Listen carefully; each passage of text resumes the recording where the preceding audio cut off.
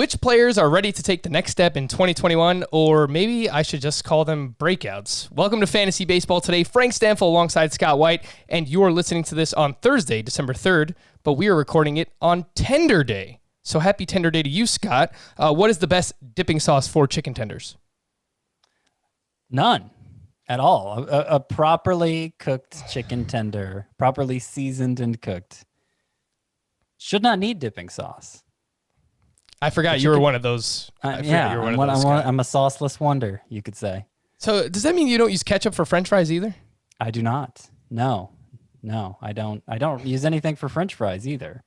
If it's done right, Frank, it doesn't need it. Okay, sauce is to mask a flaw. No. That's what it exists for. It's to add value. All right, so Tender Day is not going how I thought it was going to go, but it is also the return of Ellen Adair Day. You may remember from last offseason, we had her on. Adam Azer, Scott, and Chris, and she's an actor in The Sinner, Homelands, and Billions, I believe that. Yes, correct. That's the name of the show. Yeah. Co-host of the Take Me Into the Ball Game podcast. Follow her on Twitter at Ellen_Adair, Adair. What's going on, Ellen? Hey, barbecue sauce is the best dipping sauce for chicken tenders, in my opinion. That's what's going on. Well, thank you. Thank you for an answer. I prefer ranch myself, but honestly, Ellen, I probably have barbecue sauce pretty low on the scale, if I'm being honest. It depends on whether or not there's any seasoning to the chicken tenders. If we're talking about buffalo chicken tenders, then I believe blue cheese to be the best, but I understand the ranch people. However, if it's just normal chicken tender, then I think barbecue sauce, although honey mustard is also good. But also, I don't mind just a good chicken tender by itself also. There you go. Pleasing everybody right now. I like that. I mean, chicken tenders are just the best. So they do please everybody except for the vegans. Look, if you get your garden variety, like stadium, concession stands, generic chicken tender that pretty much has no taste at all, then of course you need dipping sauce. But I'm thinking of really high end, I don't know, Chick-fil-A, Publix. Have you ever had Publix chicken tenders? You guys probably don't even know what I'm talking about when I say Publix. That's like a supermarket, isn't it? It is. Their chicken tenders are amazing, though. Okay. And it's just they have this really faint spiciness to them. I don't know. It might just be pepper doing it. I don't know exactly. I don't know. Right. But I could just devour those hot, cold, without sauce. I mean, they're just delicious. They're delicious. Alrighty, so agree to disagree on the chicken tenders. I would like to apologize first and foremost to Ellen. I messed up one of the shows that you're on. I am a bad host because I haven't actually watched the shows that you've been on, but I promise I will. I will at some point. So it's on the bucket list. Watch shows that Ellen has been on for sure. But I went back and listened to the podcast that you did with these guys last year, and I remember you talked about an actor thing where you called Scott out for saying the word didn't. Yes, the way that he says it. So which is so dear to me. Probably know, if you've listened to the podcast, you know that I, as a baseball host, cannot pronounce the word innings. I cannot pronounce Charlie Morton. I just don't pronounce the T. Giancarlo Stanton. There's no T in there either. And someone pointed out to me on Twitter today that I say the word barrels weird. So barrels? Does it sound weird? Not to me. I do appreciate the glottal stop for a T in pretty much any dialect, but I like it in an American dialect. I like when people say mitten and they don't put the T in there. So Stanton is like that when you don't put the T. Yeah. I'm for it. Yeah, and I do that for Morton. And if there's anything else that I say throughout the podcast, Ellen, that you want to call me out for just the way I say it, or Scott for that matter, just feel free. Feel free to do so. It's not a calling out. It's a loving observation. I agree, and that's how everybody should phrase that. Today on the show, of course, we will get to some of the non-tenders, some of the players that were tendered as well. Apparently, lots of Rangers and Phillies stuff. All right, there is some Rangers news, and of course, I want to ask Ellen about the Phillies and players we expect to take the next step, break out. We also have a leftover mailbag question if we can get to that a little bit later on. Busy day of non-tenders and their fantasy fallout. Eddie Rosario, David Dahl, Kyle Schwarber, Adam Duvall. Those were probably the biggest names that I saw non-tender. There's a few others, Carlos Rodon as well, and some other names out there, Jose Archie Martinez. Bradley. Archie Bradley, yes, Archie Bradley as well. So he can go somewhere and make an impact in a bullpen. But let's start off with Eddie Rosario here. Was set to make $9.6 million in arbitration. He has 2.1 WAR since the start of 2019, which is the same as Robbie Grossman, Scott Kingery, and Ryan Braun. So I can't really fault the Minnesota Twins, I guess, for non-tendering Eddie Rosario. It does come as a bit of a surprise. Scott, is it Alex Kirilloff time in Minnesota? I think it probably is. They called him up to he actually started a playoff game for them. And has been like, he had a bad year last we saw of him statistically, 2019. He was dealing with a wrist injury. The numbers weren't so great, but you look at what he did in 2018, over 40 doubles, over 20 homers. He hit like, sorry, I just messed up my mic. He was great. He was great is the point. Scott is so excited over Alex Kirilloff. He can barely hold on to his microphone. Okay, so let me actually pull up the numbers. 348 with 20 homers, 44 doubles in a 130 game minor league season for Alex Kirilloff. And reports out of, even leading up to that playoff game where he got called up, reports out of the alternate training site for the Twins was that he was really opening eyes there. Just a really well-rounded hitter. Not a guy who's going to add much speed or anything, but like I've seen like Corey Seager comparisons to Alex Kirilloff as to the type of hitter he could be. So it's this opportunity for him is exciting, no doubt. I mean, a little surprising. I wasn't counting on Eddie Rosario playing somewhere else, but he'll get a job somewhere else. Like the problem for him and Adam Duvall is their salary progressed too quickly through arbitration, and like right-handed hitting slugging cornermen who don't get on base at a good clip are just pretty easy to replace. So a lot of these guys will end up getting swapped around, but they'll still have jobs.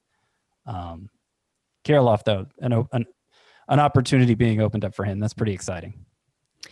Yeah, I feel like it's the more shocking thing is about sort of Rosario, the fantasy player, who really, it's killed me that I've never heard anybody call him Steady Eddie when it's just right there for you to pick up. But, he's not a great defensive player, and he often hasn't been great in the OBP department. The kind of sad thing is that looking at his numbers in 2020 is he actually had his highest walk rate, and he was at least in the positive in regards to defensive run saves. But I guess his team could just be thinking that that's a small sample. And like Scott said, just that he's sort of too expensive at this point.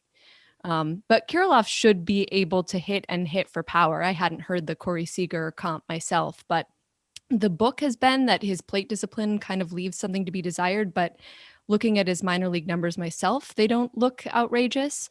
He is not particularly fast. And so I think he has started to play first base sometimes. So that may be where he ends up in the future. But Roster Resource currently has him at DH. That is with, of course, the Nelson Cruz situation up in the air. And there's still a chance they could bring Eddie Rosario back, so I guess we can't completely rule that out. But for Kirilloff, career in the minors, 317 batting average, 863 OPS. He's been a very solid player. Steamer projections we were talking about on Tuesday's podcast, they're pretty good for Kirilloff. 277, 16 homers, 7 steals. All right, I mean, that's a pretty interesting player and a solid Twins lineup as well. So we'll see what happens there in Minnesota. David Dahl. I don't know where they're getting that steals estimate from. Yeah, that's probably the most surprising of those to me. But you're right. For somebody who's just debuting, that's a pretty aggressive projection, I feel like. And obviously, there's, as with any high-end prospect breaking into the majors, there's a chance he blows those expectations out completely. Yeah, Kirilloff stole 7 bases back in 2019 in Double-A. He was also caught stealing 6 times, so. Yeah, I mean, I don't know how much he's going to run at the major league level. David Dahl, poor guy. I think he's a good player. I really do. I mean, 828 OPS in his career. I think he's a solid hitter, but he has missed 183 of a possible 384 games over the last 3 seasons with the Colorado Rockies. He was non-tendered as well.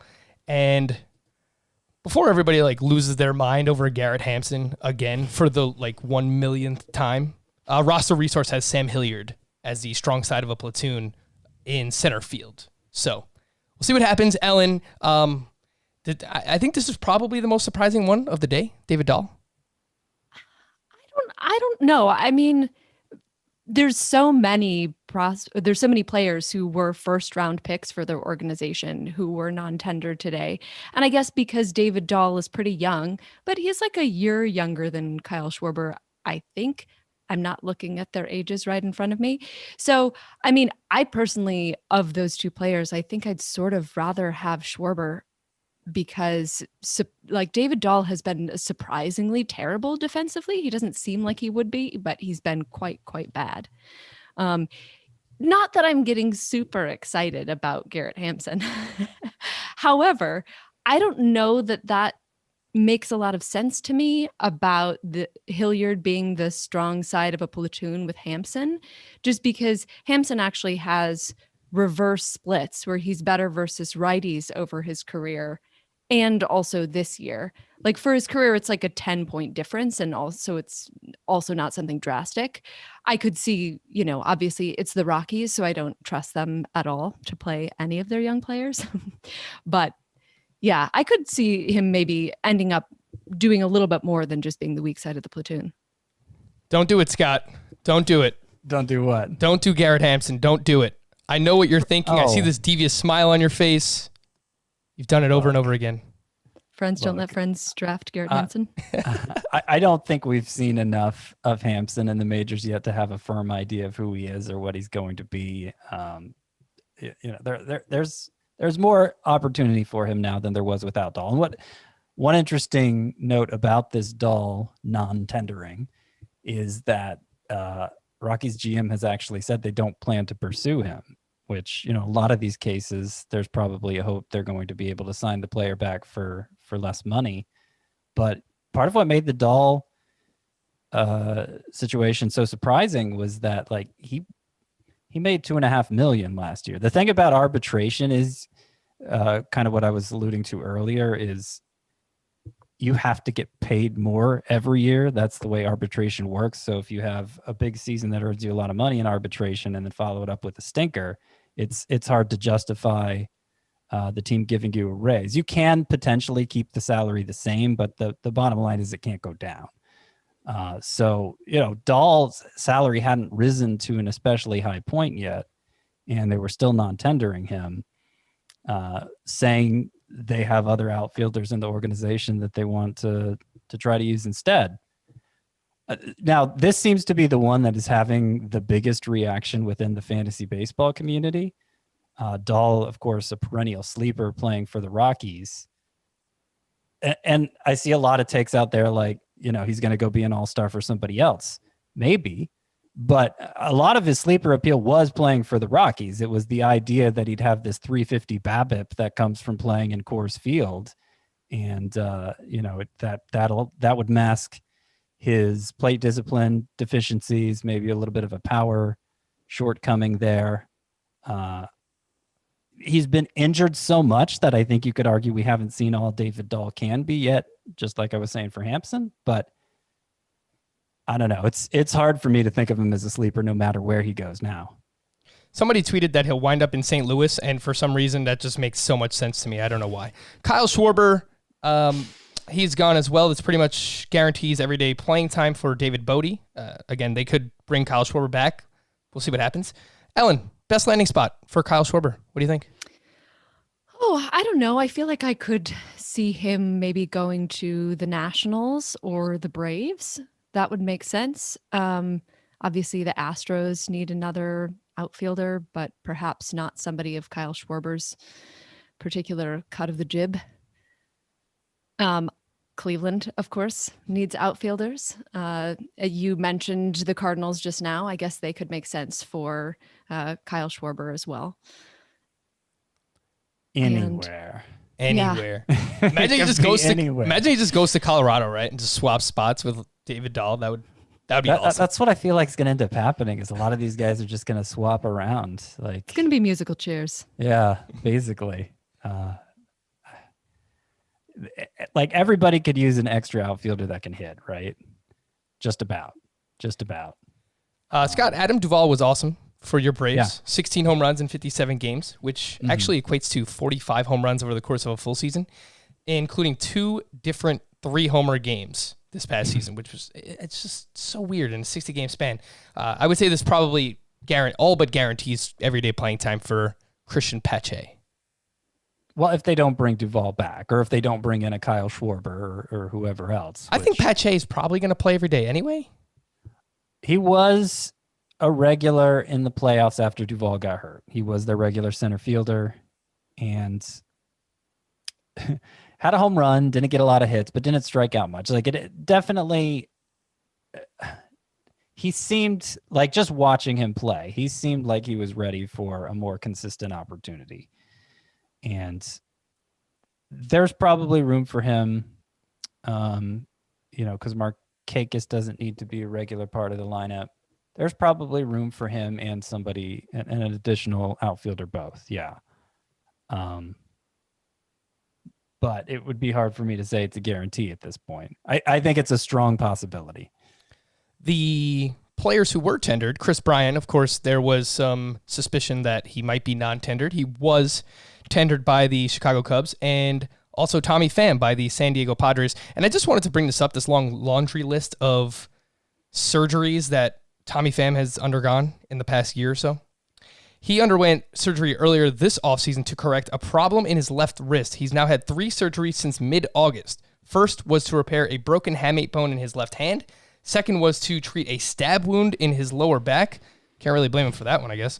And then his final procedure, which was previously undisclosed, was to address the worsening of a tear in the cartilage structure on the small finger side of his left wrist. That was a mouthful. He is lifting weights apparently and running, but he has yet to resume swinging. However, Pham says his wrist feels much stronger and the grip strength is significantly improved from where it was during the 2020 season. On top of all that, he's playing with a partially torn UCL and he's in a contract year. So the bionic man, Tommy Pham, who I think from a roto perspective on a team that likes to run with San Diego, I'm still interested. Call me crazy. I think he has 2020 potential, and if he hits near the top of the lineup, he's going to score a ton of runs for the San Diego Padres. What do you think, Ellen?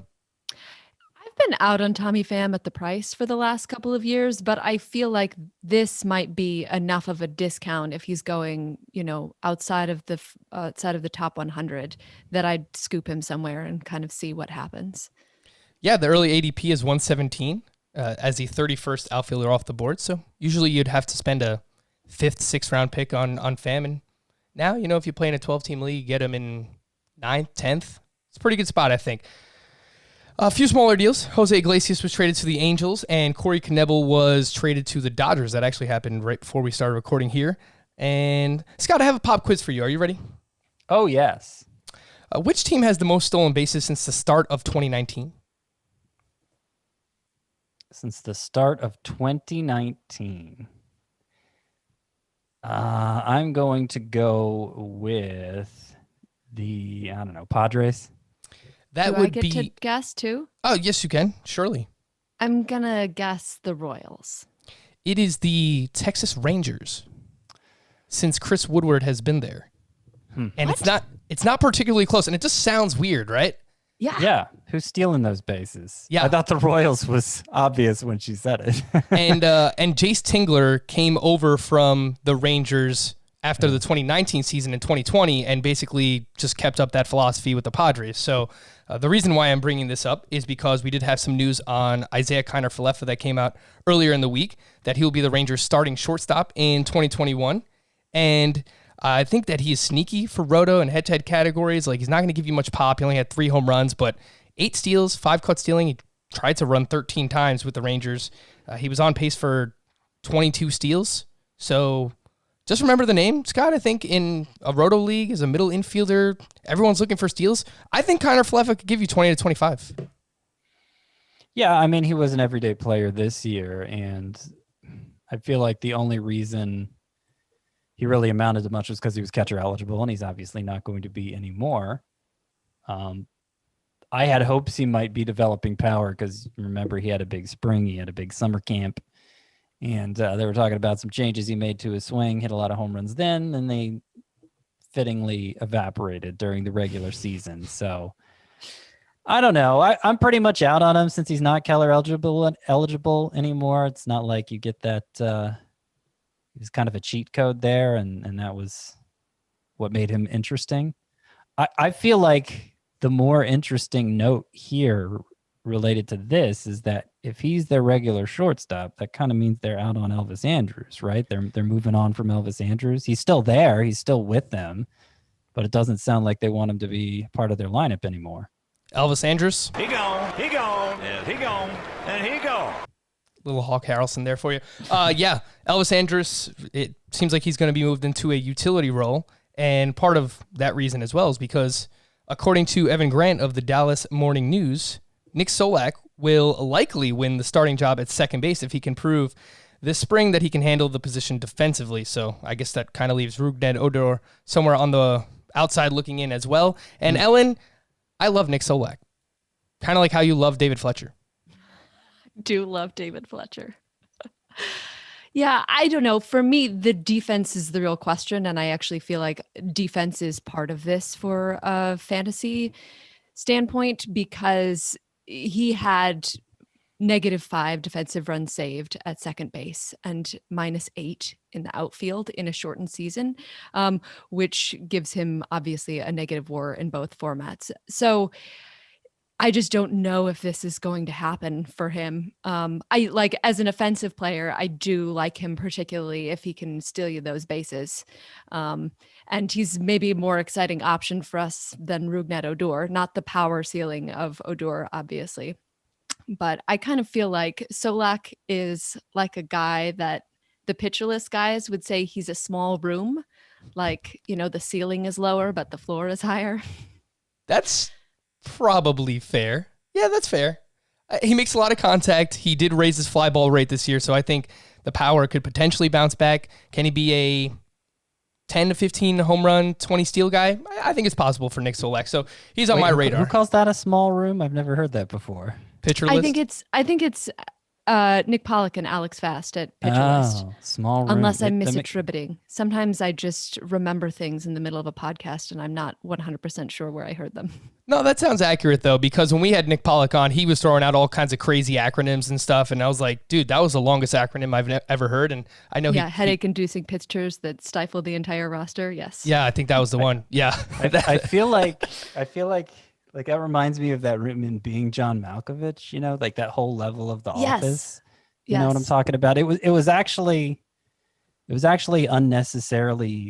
an unnecessarily weird detail thrown into a movie that was weird enough, and so it kind of gets lost. But yeah, there was this whole floor in Being John Malkovich that ceiling was way too low. I love everything about that movie, including that weird half floor where they have to stop the elevator and jam the doors open to get out. Ugh. I love everything about that movie. Of course, I have no idea what you guys are talking about because I've seen like 5 movies in my life, and everyone knows that at this point. But 2 of them. You've seen The Lost Boys. Yes, I have seen The Lost Boys. Scott hasn't, I believe. Is that true? I was very surprised when there was a movie that Scott had not seen that you had seen, Frank. I was like, what is going on? Up is down, black is white. Yeah. Eurotrip recently as well, although we talked about that the other day, and Scott was not a fan. That's been remedied. I guess that's the right word. That's been remedied. I don't know. Yeah, not really. But all right, final few news items. Trevor May signed with the Mets for 2 years, $15 million. He will likely be the 7th or 8th inning guy there, and there was some hope that he could latch on somewhere as a closer, but that will not be the case in New York. The Red Sox reportedly have interest in Corey Kluber, and the Padres may get involved on Trevor Bauer, or may look into trading for Blake Snell, according to reports. If you're watching us on YouTube, you see Ellen. She's wearing her Phillies paraphernalia. And it's actually just a coincidence. It's just a statistical likelihood that I'm wearing some Phillies paraphernalia. So I would like to pick your brain a little bit about what's going on with the Phillies here in the offseason. It's a very slow offseason, we know that. But they've got a few things going on. The GM surge, it doesn't really matter too much for fantasy, I guess. But JT Realmuto, are they going to bring him back? The bullpen is very bad. So let's just start with Realmuto. First and foremost, We have a bunch of different crazy meters on here. The Dropometer, Worryometer, the Sinometer. This is a new one. The Sinometer for the offseason. JT Realmuto. 0, it's not happening. He's gone. Kiss him goodbye. 10, he's coming back. He's coming back to the Phillies. Where do you lie on the Sinometer for JT Realmuto? I think it's maybe a 1. Really? Some part of me believes that they have to, because otherwise southeastern Pennsylvania will burn to the ground. But I don't know if you saw this, where there were conflicting numbers floating around about how much the Phillies lost this past year. I think it was Bill Madden had erroneously reported that they lost $2 billion. But I think the number is actually like 145 or 168. Anyway, this all came out with John Middleton reportedly saying that it meant that they weren't signing any big free agents this season. And so maybe this is just to decrease expectations so that the Delaware Valley area isn't actually razed to the ground, but it doesn't look good. And I wrote a piece this summer at the Turf Sports, which was a JT Realmuto Christmas Carol, which is actually still quite applicable. And at the time, I cast Matt Klentak as Scrooge because he is 100% responsible for the trash drafting and development that has brought the Phillies to their miserable place today. But I clearly should have cast Middleton, who is worth like $3 billion, but also just like laid off 80 people in the organization. And I'm sure it saved him like $10 million tops. So talk about Scrooge. I don't know that he's going to be doing anything for the Phillies this offseason. Oof, man, that is, and especially because they gave up such a prospect in Sixto Sanchez to get him, right? So you would figure they should go out and give some money to JT Realmuto. So could potentially be on the move, whether it's the Mets. I don't know. Apparently the Mets are looking at James McCann, so we shall see. That also wouldn't bode well for the free agent predictions podcast we did, where I predicted like half of all the free agents were going to the Phillies. I think I had Springer going to the Phillies too, so it just flushed that one down I the had toilet. Springer going to the Rockies. Maybe that's why they got rid of Dahl. Ooh. You never know. Right. All right. Ellen, the Phillies bullpen was historically bad in 2020. Sorry to remind you. They had a 7.06 ERA. That was the highest in the majors. Are they really going to go into 2021 with Hector Neris as their closer? Oh, God. I mean, I really hope not. But I have no faith in the Phillies doing anything right. Obviously, they're a headless body. On the podcast, I'm on Joe Posnanski's podcast on The Athletic, and I said that I wouldn't trust the Phillies organization to not lose their mittens unless it was attached to their coats by an elastic band. So, I mean, the whole bullpen disaster in 2020 was because Middleton was unwilling to go over the luxury tax, which is pretty ridiculous after spending all that money on Harper and Realmuto and getting Gregorius. And then he just wouldn't go in just a little bit more. And so the 2020 Phillies are seen as this abject failure when in fact their offense was good and their starting pitching was decent. But this is my favorite sad fact, there were 15 games, which is a quarter of the season, where they led and lost. But they are losing a lot of their bullpen arms, even from this year. And it's clear that they don't have much from within to stock an entire pen. So they're losing, I have a list here, Tommy Hunter, Blake Parker, Jose Alvarez, Adam Morgan, David Phelps, Brandon freaking Workman, and Heath Hembry. What a terrible trade that ended up being. So one feels like they have to sign someone, but I feel like everybody looking at the gaping maw of the Phillies need and deciding that the Phillies are going to get Liam Hendricks, I don't think that's happening. Like, I was kind of hoping that they'd sign Trevor May because then he could close and it wouldn't be as expensive, but I'm glad at least he got more money than I thought he would. Yeah, it's probably not going to be Liam Hendricks, but he's also the premier reliever on the market. So even if they drop down to, like, I don't know, Trevor Rosenthal, Mark Melanson, Kirby Yates, there is no shortage of current former closers that are available that they might be able to get for cheap. And they probably, even if they don't want to spend, they probably should for at least one of these guys, because I don't think Hector Neris is the answer. The last thing I wanted to ask you is regarding Zach Wheeler. I mentioned I've already done 3 drafts. Ellen, and I have Zach Wheeler on 2 of them. So should I feel good about that? He's my SP3 in both of them. I think you should feel pretty great about that myself. I mean, obviously, there's a little bit of a mystery box element to the Phillies pitchers because we have a new pitching coach for the 4th time in 4 years. It's sort of like the defense against the dark arts teacher in Harry Potter. That's another sick Harry Potter reference for you because I'm so cool. Anyway, their new pitching coach is Caleb Cotham, who was the assistant pitching coach and director of pitching for the Reds. So hopefully having a driveline guy will be helpful for the Phillies. But, as I think was much discussed, Zach Wheeler had a sort of a surprising profile in 2020 where he had a career low 18% K rate, but a career high 56% ground ball rate. And there was definitely a moment when I was like, Zach Eflin is getting more strikeouts than Zach Wheeler. How did we get into this alternate timeline? But there were a couple of interesting things about that, because what I saw under Brian Price specifically was that both Wheeler and Nola were really pitching east-west with just a little bit of north-south dimensionality. And a lot of that has to do with the fact that for both of them, their sinker has nearly as much horizontal break as it does vertical break. It's sort of in the opposite directions, but it means that it's the opposite side of the plate as the slider in Wheeler's case and the changeup in Nola's case. Anyway, I bring this up only because the interesting thing about Wheeler getting so many more ground balls was it had nothing to do with his sinker specifically. So every single one of his pitches besides his slider had a massive decrease in average launch angle by like 10 to 15 degrees. So this is something that he was doing differently with all of his pitches. So obviously he's not about to forget it just because he has a new coach, but who knows what plan Cotham might have and whether or not he might have the same priorities about making sure that Wheeler gets deeper into games by inducing more ground balls rather than hunting strikeouts.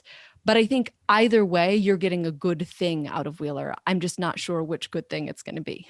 And speaking of going deep into games, I mean, that was Wheeler's calling card basically in the shortened season. He went at least 5 2/3 in all 11 starts that he made. And he has been up over 180 innings each of the past 2 full seasons, so 2018 and 2019. So we're going to be looking for pitchers who can give us innings and be a dependable workhorse. And it just feels kind of weird to call Zach Wheeler that considering his injury history. But I think that's where he's at. And I think that he's going to be pretty safe for innings. And you brought up the strikeout rate. Career high 10.8% swinging strike rate. So I think some positive regression in the strikeout department should be coming for Zach Wheeler as well. We're going to hit a quick break. I just want to remind everybody that you can sign up for our Fantasy Baseball Today newsletter. I usually send one out once or twice a week. You could find Scott's latest articles. I'll throw a podcast in there as well. Whenever we do mock drafts, they will be in that newsletter as well. And sign up for our Facebook group. Facebook.com/groups/fantasy baseball today. A lot of people asking dynasty questions. If you were trying to find a league, I know someone emailed us today just trying to find a new league mate. Go to our Fantasy Baseball Today Facebook group and throw it in there. And a lot of serious players, and I think you might be able to find someone. So that could be one of the uses for our Facebook group. We're going to hit a break. When we come back, we are going to look at some of our favorite potential breakouts in 2021 here, Fantasy Baseball Today. So, true story, Ellen emailed us about 10 minutes before we were about to start, and she said, Frank, you chose the same 2 hitters that I was going to choose for this exercise, which is just, what are the chances? Because, I don't know the math of, all the players in Major League Baseball and the breakdown of hitters versus pitchers. There are a lot of players in baseball. There are a lot of hitters in baseball. The fact that I threw 2 names on this rundown, and they were the same 2 names that Ellen wanted to talk about is just blasphemy. It is insane. So I'm very excited to talk about these players. Yes, me too. You are especially when you hear what the players are. You are welcome back at any point, Ellen. The fact that we share this, we are simpatico. So would you like to start? I feel like you should just choose whichever one because I love both of these players. Well, I'm going to pick Rowdy Toles. And I thought when I emailed you and I was like, let me take Rowdy and you can have the other guy that we'll hear about later. I thought I'd pick him since I have Mr. Rowdy Toles in Scott White's famed 24-team Dynasty League that he is so kind to let me be in. So for our friend Rowdy, it was only 35 games that he played in 2020, but he slashed 283, 346, 540 with 8 home runs, and very excitingly, the highest walk rate of his career at almost 9. And he practically halved his strikeout rate, which was 28.4% the previous year, to 15.7%. So even if his long-term gain is half of that, that's huge. And he's also in the 80th to 86th percentile for a lot of the different expected stats on Baseball Savant, so solid. And the question for Toles is really whether or not he'll have a place to play. So by the time many people are drafting, we'll have more information. But if the Blue Jays get an upgrade anywhere around the infield, like he might potentially be out of a job since he's really only a first base DH type and they've already got Vlad. But he's going around pick 278. So that's the NFBC ADP. So it seems like somebody to make a good gamble on. And I just took him as my corner infielder in my most recent draft, which is currently going on. Yeah, he's super interesting. And look, there's a chance the Blue Jays go out and sign someone or trade for Lindor and shuffle things around in their infield. It sounds like they're going to try and be aggressive this offseason. So that could affect Rowdy Toles' playing time. And again, like Ellen said, you'll know by the time you're drafting most of us. But Scott, did you know that Rowdy Toles averaged 3.0 fantasy points per game this past season, which was the same amount as Pete Alonso, and it was better than his teammate Vladimir Guerrero Jr.? Did you know that? I didn't know that specifically. I knew his per game production was high, especially in a points league because he kept the strikeout rate so low. Personally, I'm not as high on him as it sounds like you guys are because I just don't believe they're that interested in making him an everyday player.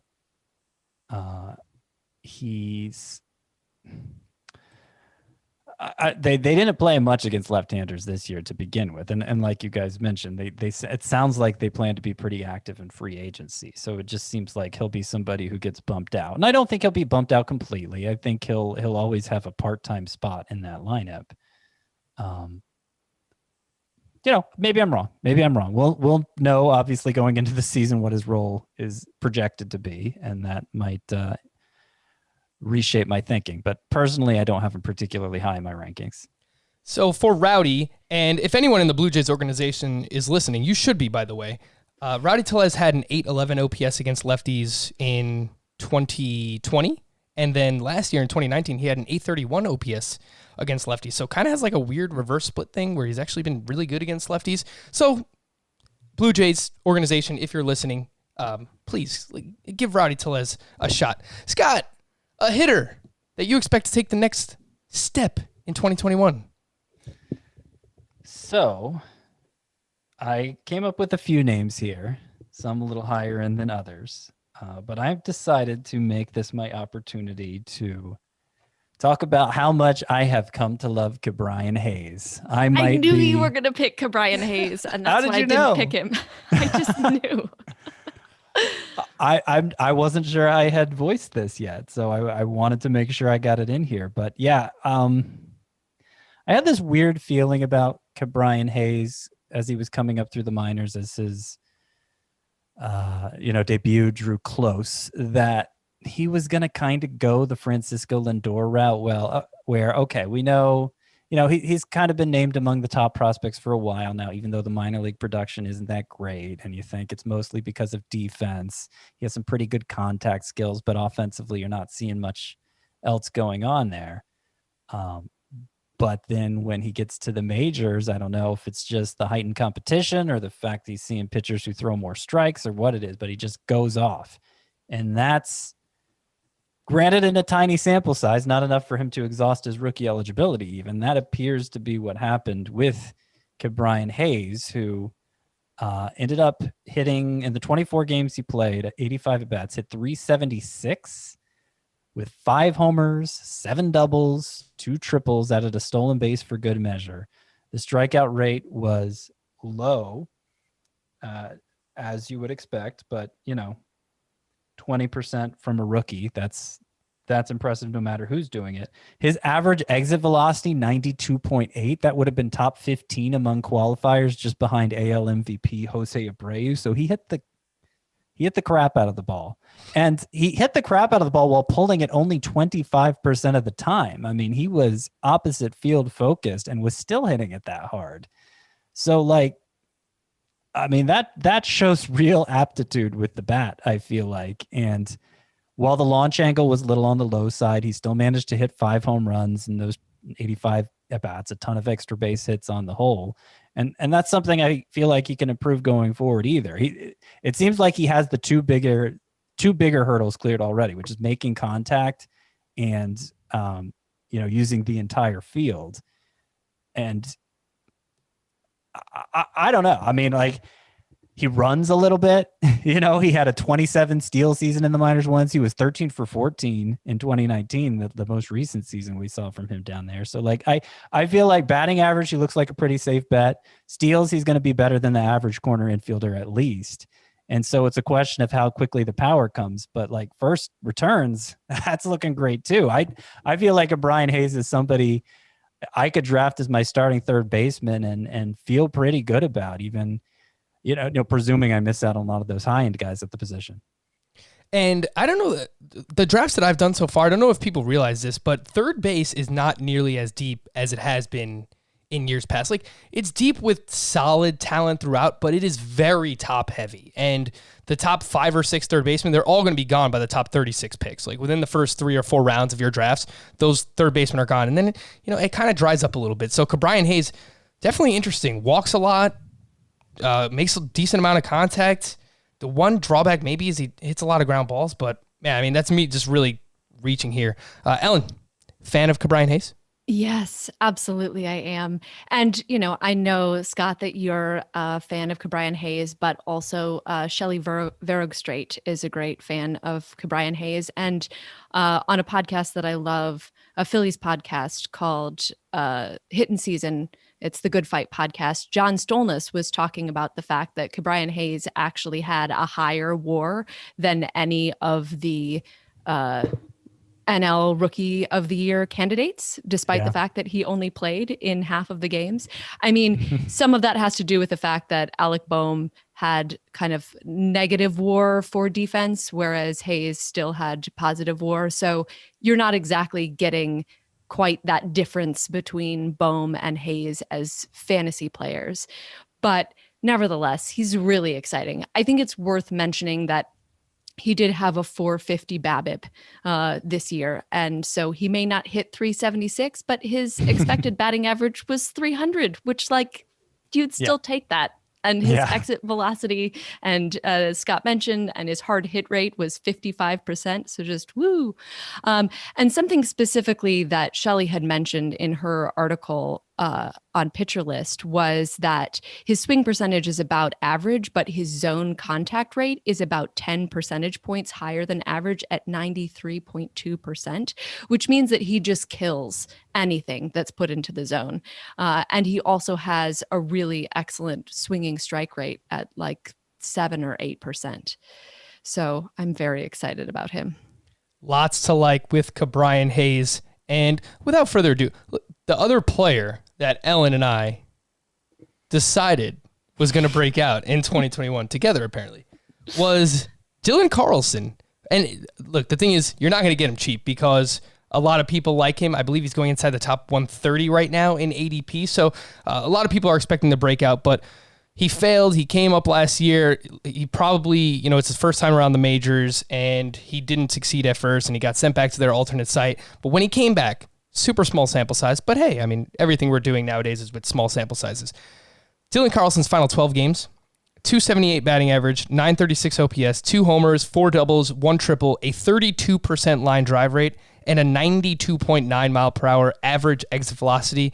And then he went on to the postseason, performed well there, had a couple of hits, he had a couple of walks, he stole a base in the postseason as well, and that's the biggest stage against the best pitchers. So I was impressed by the fact that he was able to bounce back all within his rookie season. Ellen, what are some of the reasons why you like Dylan Carlson for next year?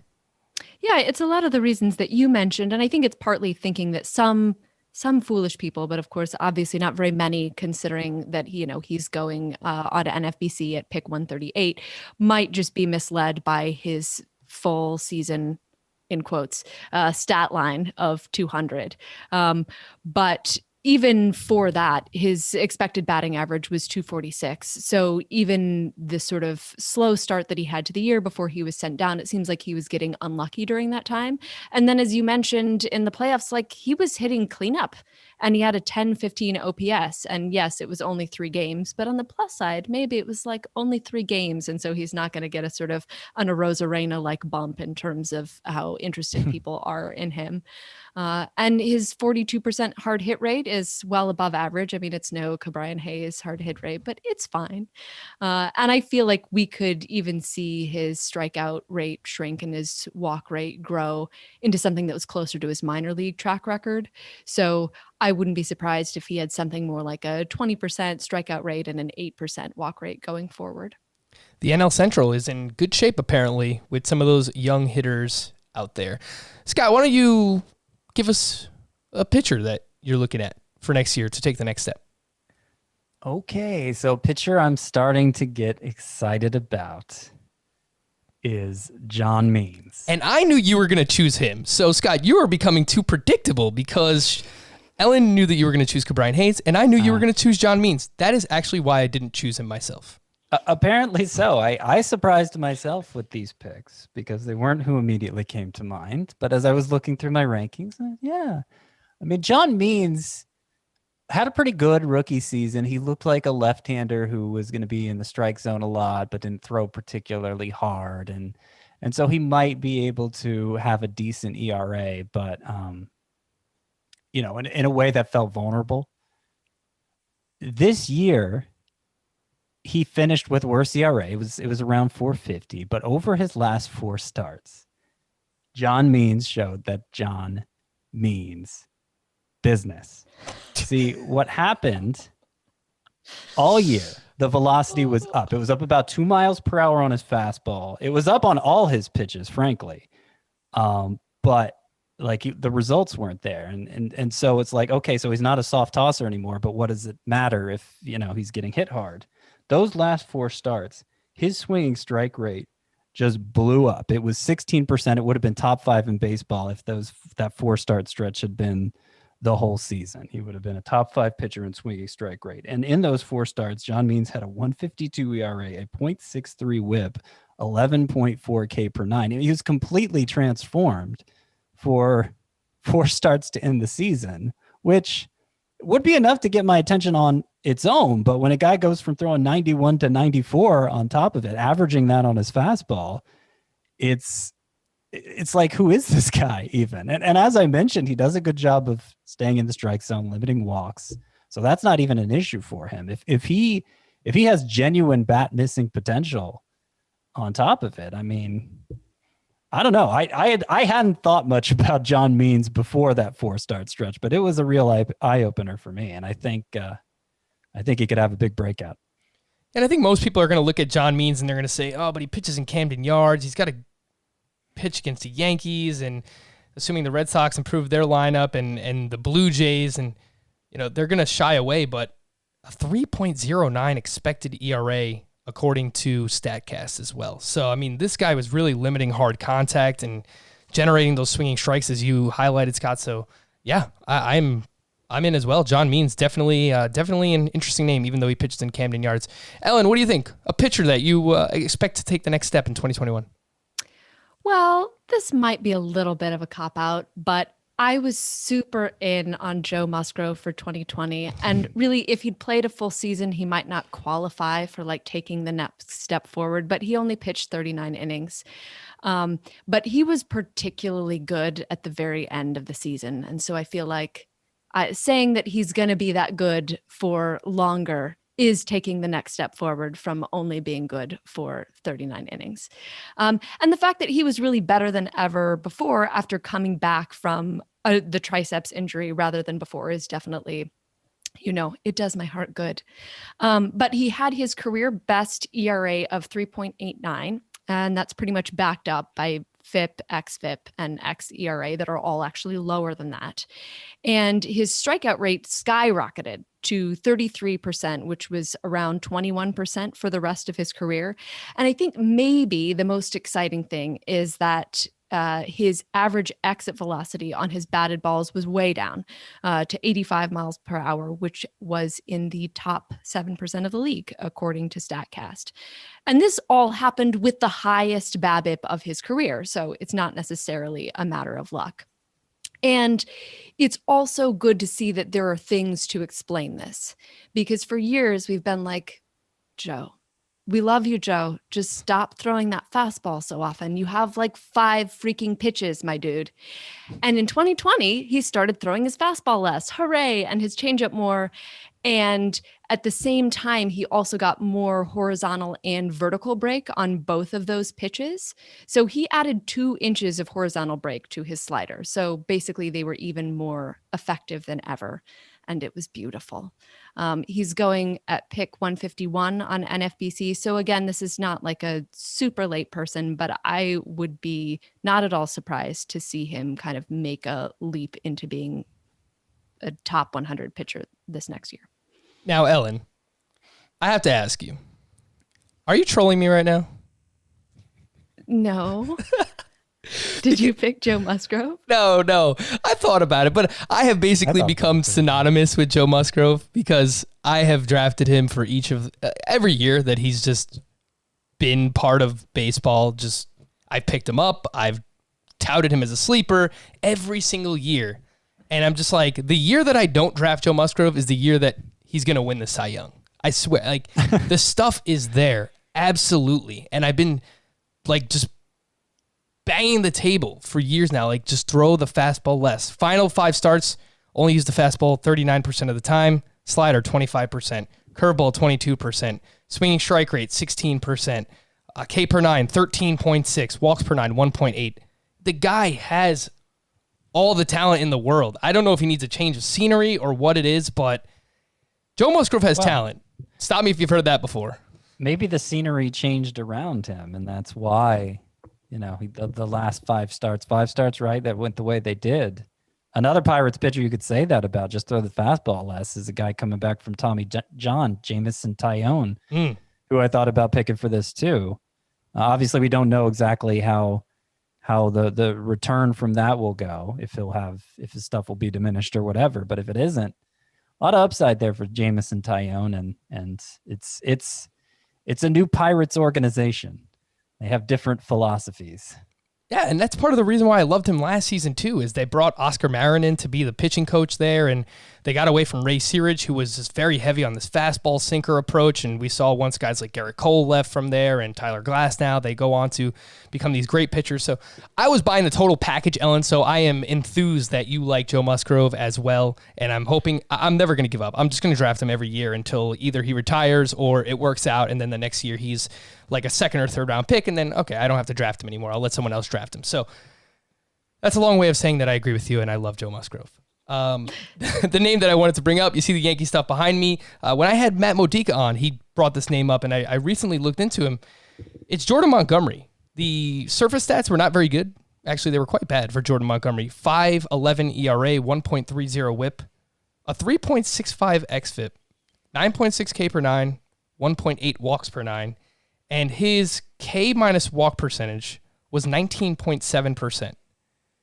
If he qualified, that would have been better than Carlos Carrasco, Zach Gallen, and Sonny Gray. So I think there's something there with Jordan Montgomery. The chase rate was a career high. The swinging strike rate was a career high. He saw increased velocity coming back from Tommy John surgery, 92.5 miles per hour on the fastball. Changed the pitch mix up a little bit. So remember the name. I think in that John Means mold, late round sleeper, flyer, Jordan Montgomery joining John Means. I actually owned Jordan Montgomery in a couple of leagues this past year, so I'm, very aware of how he didn't quite do what I hoped that he would. On the other hand, I feel like if he's cheap, I'm back in this year, because I sort of feel like all of the reasons that I was in on him last time I drafted, I'll just try again this time if he's still cheap. I hear you. And you're going to be able to get him for super cheap anyway. So Jordan Montgomery, just a name to remember. Ellen, I remember last year on the podcast, Adam Mazer was asking all these kind of crazy questions towards the end of that podcast, and I had a meeting with him today, and I said, do you have any questions for Ellen? We're going to have her on the show. And he said, oh, yeah. Ask her what her 3 best side dishes were on Thanksgiving. Ooh. That's an excellent question. It's going to be hard to decide. One of them, I have to pick stuffing. I really love stuffing. It's basically like seasoned bread and butter, and it's delicious.